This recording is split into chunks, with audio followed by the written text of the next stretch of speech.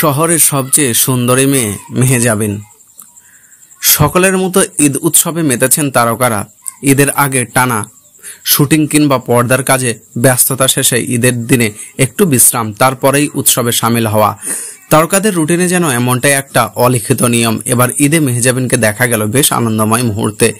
এই মুহূর্তের ধারণ করে তিনি সামাজিক মাধ্যমে পোস্ট করেছেন। ঈদের সাজে মেহেজাবিনকে দেখা গেল নীল সাদা শাড়ি ও সিলভার ব্লাউজ, যেন হেসে গড়িয়ে পড়ছেন। যদিও এই হাসির উৎস প্রিয় মানুষের কাছ থেকে ফুল উপহার পেয়ে। সেটা স্থির চিত্র দেখেই অনুমান করা যায় হাতে একগুচ্ছ ফুল, আবার আরেকবার একটি গোলাপি রঙের গোলাপ।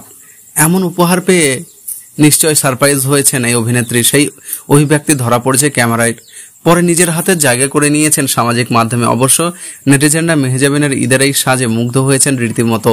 ইনস্টাগ্রামে একাধিক সামাজিক মাধ্যমে ব্যবহারকারী অভিনেত্রী প্রশংসা করেছেন। একজন লিখেছেন হাসিটা অসম্ভব সুন্দর, আর একজন লিখেছেন শহরের সবচেয়ে সুন্দরী মেয়ে মেহেজাবিন। এর আগে মাথায় ওড়না দিয়ে ঈদের শুভেচ্ছা জানিয়ে দেশের আলোচিত এই অভিনেত্রী এরপরে গোলাপ হাতে নিয়ে ছবি পোস্ট করে লিখেছেন ঈদের দিন। নাটকে অভিনয় কমিয়ে ওটিটিতে ব্যস্ত হয়েছেন মেহেজাবিন।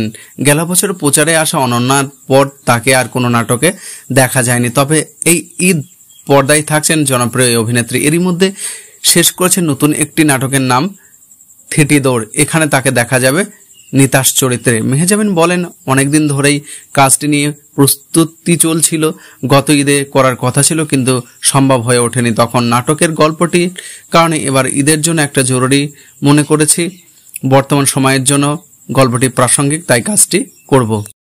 ছোট পর্দার জনপ্রিয় অভিনেত্রী মেহেজাবিন চৌধুরী কেরিয়ারে অসংখ্য নাটকের মাধ্যমে ভক্তদের মন কেড়ে নিয়েছেন তিনি।